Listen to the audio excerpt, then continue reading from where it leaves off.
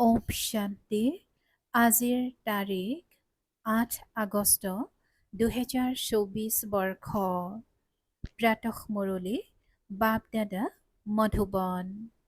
আজিৰ পিতাৰ অমৃতবাণী হৈছে, মৰমৰ সন্তানসকল, পিতা, শিক্ষক, সদ্গুৰু এই তিনিটা শব্দ স্মৃতিত ৰাখা, তেতিয়া অনেক বিশেষত্ব আহি যাব। আৰু আজিৰ প্ৰশ্ন, কোনসকল সন্তানৰ খোজে প্ৰতি পদমৰ হিচাপত উপাৰ্জন জমা হৈ থাকে? পিতাই উত্তৰত কৈছে, যিয়ে নিজৰ প্ৰতিটো খোজ সেৱাৰ বাবে আগবঢ়াই থাকে তেওঁৱেই পদমৰ হিচাপত উপাৰ্জন জমা কৰে। যদি বাবাৰ সেৱাত আগবাঢ়ি নাহে তেনেহলে পদমৰ হিচাপত কেনেকৈ পাব? সেৱাইহে খোজে প্ৰতি পদমৰ হিচাপত আমদানি কৰাই দিয়ে। ইয়াৰ দ্বাৰাই পদ্মা পদমপতি খোৱা। আৰু আজিৰ আনটো প্ৰশ্ন হৈছে, কোনটো ৰহস্য জনাৰ কাৰণে তোমালোক সন্তানসকল সকলোৰে কল্যাণকাৰী হোৱা? পিতাই উত্তৰত কৈছে, বাবাই আমাক সন্তানসকলক এইটো ৰহস্য বুজাইছে যে সকলোৰে এই এখনেই দোকান, ইয়ালৈ সকলো আহিবই লাগে।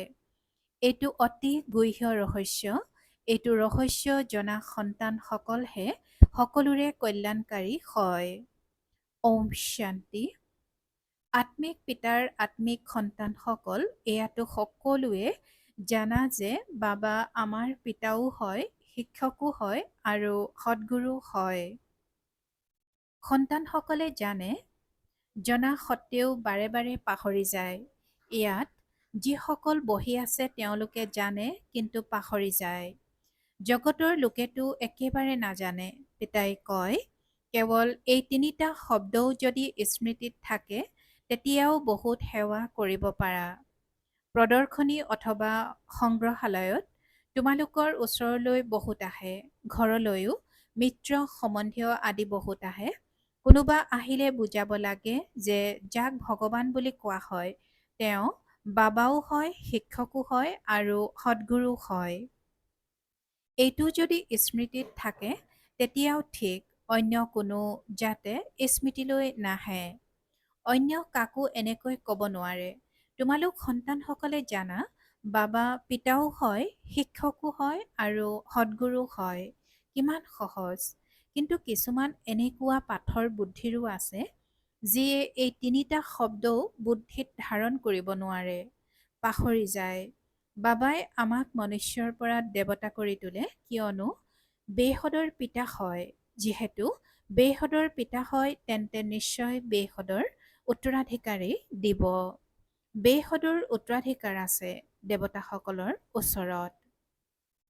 কেৱল এইটো স্মৃতিত থাকিলেও তেতিয়া ঘৰতো বহুত সেৱা কৰিব পাৰা, কিন্তু এয়াও পাহৰি যোৱা কাৰণে কাকো শুনাব নোৱাৰে। বাৰে বাৰে পাহৰি যায় কাৰণ গোটেই কল্পতে পাহৰি আহিছা। এতিয়া পিতাই বহি বুজায়, বাস্তৱত এই জ্ঞান অতি সহজ। বাকী স্মৃতিৰ যাত্ৰাৰে সম্পূৰ্ণ হ'বলৈ যত্ন কৰিবলগীয়া হয়। বাবা আমাৰ পিতাও হয়, শিক্ষাও দিয়ে আৰু উত্তৰাধিকাৰো দিয়ে, পবিত্ৰও কৰি তোলে, কিয়নো পিতা হৈছে পতিত পাৱন। কেৱল কয় যে সকলোকে এইটোৱে শুনোৱা যে মোক স্মৰণ কৰা। বাবাৰ সেৱাত যদি অলপো আগবাঢ়ি নাহে তেন্তে তেওঁ আকৌ পদমৰ হিচাপত কেনেকৈ পাব? পদমপতি সেৱাৰ দ্বাৰাহে হ'ব পাৰে। সেৱাইহে প্ৰতিটো খোজত পদমৰ হিচাপত আমদানি কৰাই দিয়ে। সেৱাৰ বাবে সন্তানসকল ক'ৰ পৰা দৌৰি আহে, কিমান দৌৰি ফুৰে। পদমৰ হিচাপটো তেওঁলোকেহে পাব নহয়। এয়াও বুদ্ধিয়ে কয়, প্ৰথমে শূদ্ৰক ব্ৰাহ্মণ কৰি তুলিব লাগে। ব্ৰাহ্মণেই যদি কৰি নোতোলা তেন্তে কি হবাগৈ? সেৱাটো কৰিব লাগে নহয়। সন্তানসকলক সেৱাৰ বতৰাও এই কাৰণেই শুনোৱা হয় যাতে প্ৰলোভিত অৰ্থাৎ আকৰ্ষিত হয়। সেৱাৰ দ্বাৰাই পদমৰ হিচাপত পোৱা যায়। মাত্ৰ এটা কথাই শুনোৱা যিটো জগতত আৰু কোনেও নাজানে। বেসদৰ পিতা পিতা হয়, কিন্তু পিতাৰ কথা কোনেও নাজানে। মাত্ৰ এনেয়ে ঈশ্বৰ পিতা বুলি কৈ থাকে, তেওঁ শিক্ষক হয়, এইটো কাৰো বুদ্ধিত নাথাকে। বিদ্যাৰ্থীৰ বুদ্ধিত সদায় শিক্ষকৰ স্মৃতি থাকে। যিয়ে সম্পূৰ্ণ ৰীতিৰে নপঢ়ে তেওঁক অশিক্ষিত বুলি কোৱা হয়। বাবাই কয়, কোনো কথা নাই, তোমালোকে একো নপঢ়াকৈয়ে এয়াতো বুজিব পাৰা যে আমি ভাই ভাই হওঁ। আমাৰ পিতা হৈছে বেসদৰ পিতা, আহেই এক ধৰ্ম প্ৰতিষ্ঠা কৰিবলৈ। ব্ৰহ্মাৰ দ্বাৰা কৰে, কিন্তু জগতৰ লোকে একো বুজি নাপায়। ঈশ্বৰ যদি কেতিয়াও অহাই নাছিল, তেন্তে তেওঁ কিয় আহ্বান জনায় যে হে মুক্তিদাতা আহক, হে পতিত পাৱন আহক। যিহেতু পতিত পাৱনক স্মৰণ কৰে, তেন্তে আকৌ শাস্ত্ৰ কিয় পঢ়ে, তীৰ্থলৈ কিয় যায়? বাবা বহি আছে জানো? কোনেও নাজানে। যিহেতু পতিত পাৱন ঈশ্বৰ হয়, তেন্তে গংগা স্নান আদিৰ দ্বাৰা কোনোবা কেনেকৈ পাৱন হ'ব পাৰে? স্বৰ্গলৈ কোনোবা কেনেকৈ যাব পাৰে? জন্মটো ইয়াতেই ল'ব লাগে। নতুন সৃষ্টি আৰু পুৰণি সৃষ্টিৰ মাজত পাৰ্থক্য নাই জানো? ইয়াক জানো সত্যযুগ বুলি কবা? এতিয়া কলিযুগ নহয় জানো? মনুষ্যটো একেবাৰে পাথৰ বুদ্ধিৰ, অলপ সুখ দেখিলে তাকেই স্বৰ্গ বুলি ভাবি লয়। এয়া পিতাইহে বুজায়। পিতাই কোনো গালি নিদিয়ে, পিতাই শিক্ষাও দিয়ে, সকলোকে সদ্গতিও দিয়ে। ভগৱান হৈছে পিতা, তেন্তে পিতাৰ পৰা নিশ্চয় কিবা পাব লাগে। বাবা শব্দটিও এনেকুৱা যে তাৰ পৰা উত্তৰাধিকাৰৰ সুবাস নিশ্চয় আহে। লাগিলে যিমানেই ককা মামা আদি নাথাকক, কিন্তু তেওঁলোকৰ পৰা উত্তৰাধিকাৰৰ সুবাস নাহে। অন্তৰ্মুখী হৈ বিচাৰ কৰিব লাগে যে পিতাই ঠিক কথাই কয়। গুৰুৰ ওচৰত কোনো সম্পত্তি নাথাকে, তেওঁলোকেতো নিজেই ঘৰ সংসাৰ এৰি দিয়ে। তোমালোকে বিকাৰৰ সন্যাস কৰিছা, তেওঁলোকেতো কৈ দিয়ে আমি ঘৰ সংসাৰ এৰিছো। তোমালোকে কোৱা আমি গোটেই জগতৰ বিকাৰৰ সন্যাস কৰোঁ। নতুন সৃষ্টিলৈ যোৱাটো কিমান সহজ। আমি গোটেই পুৰণি সৃষ্টিৰ তমোপ্ৰধান সৃষ্টিৰ সন্যাস কৰোঁ। সত্যযুগ হৈছে নতুন সৃষ্টি, এইটোও জানা নতুন সৃষ্টি নিশ্চয় আহিল। পিতাই কৈছে যে এইটো জানা যে নতুন সৃষ্টি নিশ্চয় আছিল। সকলোৱে গায়ন কৰে স্বৰ্গ বুলি কোৱাই হয় নতুন সৃষ্টিক, কিন্তু তেওঁলোকে মাত্ৰ কৈহে দিয়ে, একো বুজি নাপায়। সেয়েহে পিতাই সন্তানসকলক কয়, কেৱল বিচাৰ কৰা। বাবা আমাৰ পিতাও হয়, শিক্ষক আৰু সদ্গুৰু হয়, সকলোকে লৈ যাব। শব্দই হৈছে দুটা, মন মনা ভৱ। ইয়াতে সকলো আহি যায়, কিন্তু এয়াও পাহৰি যায়। গম নাপাওঁ বুদ্ধিত কি কি স্মৃতি থাকে, নহ'লে নিতৌ লিখি দিয়া যে ইমান সময় মই কোনটো অৱস্থাত বহি আছিলো। তোমালোক পিতা শিক্ষক সদ্গুৰুৰ সন্মুখত বহি আছা, গতিকে তেওঁৱে স্মৃতিলৈ অহা উচিত। বিদ্যাৰ্থীৰ শিক্ষকে স্মৃতিলৈ আহিব নহয়, কিন্তু ইয়াত মায়া আছে, একেবাৰে মগজেই নষ্ট কৰি দিয়ে। গোটেই ৰাজ্যভাগ্য লৈ লয়, তোমালোকে গমেই নোপোৱা। আহিছিল উত্তৰাধিকাৰ ল'বলৈ, কিন্তু একোৱেই নাপায়। এনেকৈয়ে কোৱা নহ'ব জানো? যদিও স্বৰ্গলৈ যাব, কিন্তু সেইটো জানো কিবা ডাঙৰ কথা। ইয়ালৈ আহিলা কিন্তু নপঢ়িলা, তথাপি স্বৰ্গলৈতো যাবা নহয়। ইয়াততো বহিছা, এনেকৈ ভাবে যে যি পদেই নাপাওঁ স্বৰ্গলৈ যাব লাগে। পিতাই কৈছে যে যদিও স্বৰ্গলৈ যাব, কিন্তু সেইটো জানো কিবা ডাঙৰ কথা। ইয়ালৈ আহিলা কিন্তু নপঢ়িলা, তথাপি স্বৰ্গলৈতো যাবা নহয়। ইয়াততো বহিছা, এনেকৈ ভাবে যে যি পদেই নাপাওঁ স্বৰ্গলৈ যাব লাগে। সেয়াতো পঢ়া নহ'ল, অলপো যদি শুনা তেন্তে তাৰ ফল পোৱা যায়। পঢ়াৰ দ্বাৰাতো ডাঙৰ বৃত্তি পায়। পিতাৰ পৰা উচ্চতকৈও উচ্চ পদ পাবলৈ হ'লে পুৰুষাৰ্থ কৰিব লাগে। পঢ়া স্মৃতিত থাকিলে ৮৪ চক্ৰও স্মৃতিলৈ আহিব। ইয়াত বহিলে সকলো স্মৃতিত থাকিব লাগে, কিন্তু এয়াও স্মৃতিলৈ নাহে। যদি স্মৃতিত থাকে তেন্তে কাৰোবাক শুনাবও। চিত্ৰটো সকলোৰে ওচৰত আছে। তোমালোকে শিৱৰ চিত্ৰৰ ওপৰত কাৰোবাক শুনালে তেতিয়া কেতিয়াও খং নকৰিব। কোৱা আহিলে আমি আপোনাক শুনাম যে এই শিৱ কেনেকৈ বেসদৰ পিতা হয়। এওঁৰ লগত আপোনাৰ কি সম্বন্ধ সেয়াটো অদৰকাৰী চিত্ৰ নহয়। শিৱৰ কাৰণে নিশ্চয় কোৱা হ'ব। এওঁ ভগৱান, ভগৱানটো নিৰাকাৰেই হয়, তেওঁক পিতা বুলি কোৱা হয়, তেওঁ শিক্ষাও দিয়ে। তোমালোক আত্মাসকলে শিক্ষা গ্ৰহণ কৰা, আত্মাইহে সকলো কৰে, আত্মাই শিক্ষকো হয়। পিতাও এই ৰথত আহি পঢ়ায়, সত্যযুগ স্থাপনা কৰে, তাত কলিযুগৰ নাম চিহ্নই নাই। মনুষ্য ক'ৰ পৰা আহিব? সেৱাধাৰী সন্তানসকলৰ গোটেই দিন খেয়াল চলি থাকে। সেৱা নকৰে যদি বুজিবা যে বুদ্ধিয়ে নচলে, যেন মূৰ্খহে বহি আছে। পিতাক বুজিব নোৱাৰে। পতিত পাৱন পিতাক স্মৰণ কৰিলেহে উত্তৰাধিকাৰ পাবা। স্মৰণ কৰি কৰি যদি মৰা তেন্তে পিতাৰ সকলো সম্পত্তি পাবা। বেহদৰ পিতাৰ সম্পত্তি হৈছে স্বৰ্গ। সন্তানসকলৰ ওচৰত বোজা আছে। ঘৰলৈ মিত্ৰ সম্বন্ধীয় আদিতো বহুত আহে।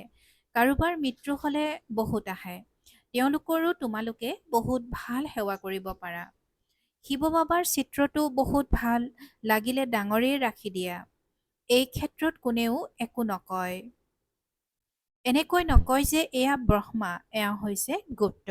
তোমালোকে গুপ্ত ভাৱেও বুজাব পাৰা। মাত্ৰ শিৱৰ চিত্ৰ ৰাখা আৰু সকলো চিত্ৰ আঁতৰাই দিয়া। এই শিৱ বাবা হৈছে পিতা, শিক্ষক, সদ্গুৰু। তেওঁ আহে নতুন সৃষ্টিৰ স্থাপনা কৰিবলৈ আৰু সংগমতে আহে। এই জ্ঞানটো বুদ্ধিত আছে নহয়, কোৱা। শিৱ বাবাক স্মৰণ কৰক, আন কাকো স্মৰণ নকৰিব। শিৱ বাবা হৈছে পতিত পাৱন। তেওঁ কয়, মোক স্মৰণ কৰা, তেতিয়া মোৰ সৈতে মিলিত হবা। তোমালোকে গুপ্ত সেৱা কৰিব পাৰা। এই লক্ষ্মীনাৰায়ণ এই জ্ঞানৰ দ্বাৰাই হৈছে। তেওঁলোকে কব শিৱ বাবা নিৰাকাৰ, তেওঁ কেনেকৈ আহে? হেৰ', আপোনালোক আত্মা সকলোতো নিৰাকাৰ, কেনেকৈ আহে? আত্মা সকলো ভূমিকা পালন কৰিবলৈ ওপৰৰ পৰা আহে নহয়, এয়াও পিতা আহি বুজায়। বলধৰ দেহত আহিবতো নোৱাৰে, তেনেহলে তেওঁ কেনেকৈ শুনাব? সাধাৰণ বৃদ্ধ শৰীৰত আহে, বুজাবলৈও ভাল যুক্তি লাগে। কোনোৱে কয়, আপোনালোকে ভক্তি নকৰে নেকি? তেতিয়া কবা, আমিতো সকলো কৰোঁ। যুক্তিৰে চলিব লাগে। কাৰোবাক উদ্ধাৰ কৰিবলৈ ভাবিব লাগে, কি যুক্তি ৰচো। কাকো বিতুষ্টও কৰিব নালাগে। গৃহস্থালীত থাকি মাত্ৰ পবিত্ৰ হৈ থাকিব লাগে। তোমালোকে কোৱা, বাবা একো সেৱা নাপাওঁ। হেৰ', সেৱাটো বহুত কৰিব পাৰা। গংগাত গৈ বহি যোৱা। কোৱা, এই পানীত স্নান কৰিলে কি হ'ব? পাৱন হৈ যাব জানো? আপোনালোকেতো ভগৱানক কয়, হে পতিত পাৱন আহক, আহি পাৱন কৰি তোলক। তেন্তে পতিত পাৱন তেওঁ নে এই গংগা? এনেকুৱা নদীতো বহুত আছে। পতিত পাৱন পিতাটো এজনেই। এই পানীৰ নদীবোৰতো সদায় আছে। পিতাটো পাৱন কৰি তুলিবলৈ আহিবলগীয়া হয়। আহেও পুৰুষোত্তম সংগম যুগত, আহি পাৱন কৰি তোলে। তাত কোনো পতিত নাথাকে, নামেই হ'ল স্বৰ্গ, নতুন সৃষ্টি। এতিয়াতো হ'ল পুৰণি সৃষ্টি। এই সংগম যুগৰ বিষয়ে তোমালোকেহে জানা, আন কোনেও বুজিব নোৱাৰে। পিতাইতো অনেক প্ৰকাৰৰ সেৱাৰ যুক্তি অৰ্থাৎ উপায় বুজায়। মূৰ্খও নহবা। এনেকৈ কয় যে অমৰনাথতো পাৰ চৰাই আছে। পাৰ চৰায়ে বাৰ্তা কঢ়িয়াই নিয়ে। এনেকুৱা নহয় যে পৰমাত্মাৰ বাৰ্তা ওপৰৰ পৰা পাৰ চৰাই আনিব। পাৰ চৰাইক শিকোৱা হয়। পাৰৰ ভৰিত বান্ধি দিলে তেতিয়া লৈ যাব। ইয়াৰ বাবে পাৰ চৰায়ে সহজে দানা খাবলৈ পায়, সেয়েহে আৰু ক'তো ঘূৰি ফুৰাৰ প্ৰয়োজন নাই। তোমালোকেও ইয়াত দানা পোৱা। তোমালোকৰ বুদ্ধিত আছে বিশ্বৰ বাদশ্বাহী, যি ইয়াৰ পৰা পোৱা যায়। পাৰ চৰায়ে ভাবে সিহঁতে তাত দানা পাব, সেয়েহে তালৈকে গৈ থাকে। তোমালোক হৈছা শ্ৰোতন্য, তোমালোকে অবিনাশী জ্ঞানৰত্নৰ দানা পোৱা। শাস্ত্ৰতো আছে, চৰায়ে সাগৰ শুকুৱাই দিলে। বহুত কথাই লিখি দিছে, মনুষ্যই তাকে সত্য বুলি কৈ থাকে। আকৌ কয় সাগৰৰ পৰা দেৱতাৰ আবিৰ্ভাৱ হ'ল, ৰত্নৰে থালি ভৰপূৰ কৰি আনিলে, সেয়াও সত্য বুলিয়ে কব। এতিয়া সমুদ্ৰৰ পৰা দেৱতাক কেনেকৈ আবিৰ্ভাৱ হ'ব? সমুদ্ৰত মনুষ্য বা দেৱতা থাকে জানো? একোৱেই বুজি নাপায়। জন্ম জন্মান্তৰ ভুল কথাকে পঢ়ি শুনি আহিছে। সেয়েহে কোৱা হয় মিছা মায়া। সঁচা আৰু মিছা সংসাৰৰ কিমান দিন ৰাতিৰ পাৰ্থক্য আছে। মিছা কৈ কৈ কঙাল হৈ গৈছে। তোমালোকে কিমান যুক্তিৰে বুজোৱা তথাপিও কুটিৰ মাজত কাৰোবাৰহে বুদ্ধিত ধাৰণ হয়। এয়া হৈছে বহুত সহজ জ্ঞান আৰু সহজ যোগ। পিতা, শিক্ষক, সদ্গুৰুক স্মৰণ কৰিলে তেওঁৰ বিশেষত্ববোৰো আহি যাব। নিজক পৰীক্ষা কৰিব লাগে। আমি সকলোৱে বাবাক স্মৰণ কৰোঁ নে নে বুদ্ধিত অন্যফালে নে বুদ্ধি অন্যফালে যায়। তোমালোকৰ বুদ্ধিয়ে এতিয়া বোধ শক্তি পাইছে। পিতাই কিমান মিঠা মিঠা কথা বুজায়, যুক্তি শুনায়। তোমালোকে যিকোনো লোককে বুজালে তেতিয়া তোমালোকৰ শত্ৰু নহ'ব। শিৱ বাবাহে আপোনালোকৰ পিতা, শিক্ষক, সদ্গুৰু হয়। তেওঁক স্মৰণ কৰক। বুজাবলৈ যুক্তি ৰচিব লাগে। বহুতে ব্ৰহ্মাৰ চিত্ৰৰ পাছত লাগি থাকে। শিৱৰ চিত্ৰক কেতিয়াও অসন্মান নকৰে। হেৰ' এওঁতো আত্মাসকলৰ পিতা নহয় জানো? গতিকে পিতাক স্মৰণ কৰক। ইয়াৰ দ্বাৰা বহুতে লাভান্বিত হ'ব পাৰে। এওঁক স্মৰণ কৰিলে আপোনালোক পতিতৰ পৰা পাৱন হৈ যাবগৈ। তেওঁ হৈছে সকলোৰে পিতা। একমাত্ৰ পিতাৰ বাহিৰে অন্য কাৰো স্মৃতি আহিব নালাগে। পিতাই কৈছে যে একমাত্ৰ পিতাৰ বাহিৰে আন কাৰো স্মৃতি আহিব নালাগে। অন্য সংগ এৰি এজনৰ সংগ ল'ব লাগে। এয়া হ'ল যিকোনো লোকৰে কল্যাণ কৰাৰ যুক্তি। পিতাক যদি স্মৰণে কৰিব নোৱাৰা তেন্তে পাৱন কেনেকৈ হ'বা? ঘৰতো তোমালোকে বহুত সেৱা কৰিব পাৰা। বহুত মিত্ৰ সম্বন্ধীয় আদিক তোমালোকে লগ পোৱা। ভিন্ন ভিন্ন যুক্তি ৰচা। বহুতৰে কল্যাণ কৰিব পাৰা। দোকানটো এখনেই, অন্য কোনো দোকান নাই, তেন্তে যাবানো কলৈ? ভাল বাৰু। অতি মৰমৰ কল্পৰ পাছত পুনৰাই মিলিত হোৱা সন্তানসকলৰ প্ৰতি মাতা পিতা বাপ দাদাৰ স্নেহপূৰ্ণ স্মৰণ আৰু সুপ্ৰভাত। আত্মিক পিতাৰ আত্মিক সন্তানসকলক নমস্কাৰ। আৰু আত্মিক সন্তানসকলৰ আত্মিক মাতা পিতা আৰু বাপ দাদাৰ প্ৰতি স্নেহপূৰ্ণ স্মৰণ আৰু সুপ্ৰভাত আৰু নমস্কাৰ নমস্কাৰ নমস্কাৰ। আৰু আজিৰ ধাৰণাৰ বাবে মুখ্য সাৰ প্ৰথমতে গৃহস্থালীত বহুত যুক্তিৰে চলিব লাগে, কাকো বিতুষ্টও কৰিব নালাগে আৰু পবিত্ৰও নিশ্চয় হ'ব লাগে। দ্বিতীয়তে এজন পিতাৰ পৰা অবিনাশী জ্ঞানৰত্নৰ দানা লৈ নিজৰ বুদ্ধিৰূপী জুলুঙা ভৰপূৰ কৰি ৰাখিব লাগে। বুদ্ধি দিগ্ভ্ৰান্ত হ'ব দিব নালাগে। বাৰ্তাবাহক হৈ সকলোকে পিতাৰ বাৰ্তা দিব লাগে। আৰু আজিৰ পিতাৰ বৰদান বেসদৰ বৈৰাগ্য বৃত্তিৰে সকলো আকৰ্ষণৰ পৰা মুক্ত হৈ থাকোঁতা সঁচা ৰাজঋষি হোৱা। পিতাই আজি বৰদানত কৈছে যে বেসদৰ বৈৰাগ্য বৃত্তিৰে সকলো আকৰ্ষণৰ পৰা মুক্ত হৈ থাকোঁতা সঁচা ৰাজঋষি হোৱা। আৰু আজিৰ বৰদানৰ ব্যাখ্যা ৰাজঋষি অৰ্থাৎ এফালে ৰাজ্য আনফালে ঋষি অৰ্থাৎ বৈৰাগ্য। যদি ক'ৰবাত নিজৰ প্ৰতিয়ে হওক, ব্যক্তিৰ প্ৰতিয়ে হওক বা বস্তুৰ প্ৰতিয়ে হওক আকৰ্ষণ আছে তেন্তে ৰাজঋষি নহয়। যাৰ সংকল্পটো লেশমাত্ৰও আকৰ্ষণ আছে তেওঁৰ দুই নাৱত দুই ভৰি হৈ গ'ল। গতিকে তেওঁ এফালৰো হৈ নাথাকিব আৰু সেইফালৰো হৈ নাথাকিব। সেইবাবে ৰাজঋষি হোৱা, বেসদৰ বৈৰাগী হোৱা অৰ্থাৎ একমাত্ৰ পিতা আন কোনো নাই এইটো পাঠ দিহ কৰা। আৰু আজিৰ শ্লোগান ক্ৰোধ হৈছে অগ্নিৰূপ, যিয়ে নিজকো জ্বলায় আৰু আনকো জ্বলাই দিয়ে। ক্ৰোধ হৈছে অগ্নিৰূপ, যিয়ে নিজকো জ্বলায় আৰু আনকো জ্বলাই দিয়ে। ওম শান্তি। প্ৰীতি বুদ্ধিৰ হৈ বিজয়ী ৰত্ন হ'বৰ কাৰণে আজিৰ অব্যক্ত সংকেত। যি সদায় প্ৰীতি বুদ্ধিৰ তেওঁৰ মনটো শ্ৰীমতৰ বিপৰীতে ব্যৰ্থ বা নেতিবাচক সংকল্প উদয় হ'ব নোৱাৰে। এনেকৈ প্ৰীতি বুদ্ধিৰ হৈ থাকোঁতা সকলেই বিজয়ী ৰত্ন হয়। ক'তোৱে কোনো প্ৰকাৰে কোনো দেহধাৰীৰ প্ৰতি প্ৰীতি যাতে নাথাকে, নহ'লে অপ্ৰীতিকৰ বুদ্ধিৰ তালিকাত আহি যাবা। ওম শান্তি।